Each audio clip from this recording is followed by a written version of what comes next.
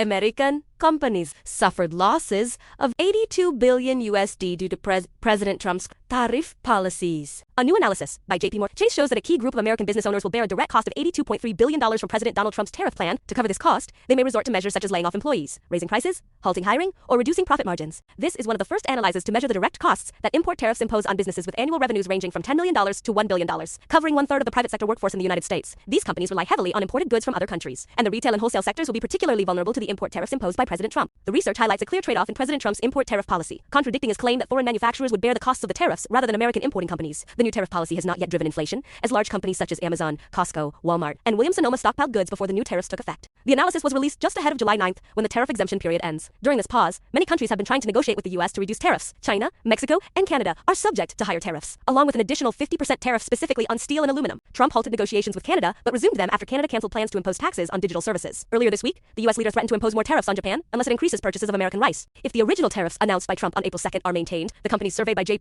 Chase would face an additional direct cost of $187.6 billion. Under the current tariff levels, the $82.3 billion cost would average out to $2,080 per employee, or 3.1% of the average annual wage. So far, the U.S. has only reached trade agreements with the United Kingdom, Vietnam, and a framework deal with China. India has stated that it is close to reaching an agreement with the U.S. There is growing evidence that U.S. inflation could rise further. A report from investment bank Goldman Sachs notes that companies are expected to pass on 60% of their tariff costs to consumers.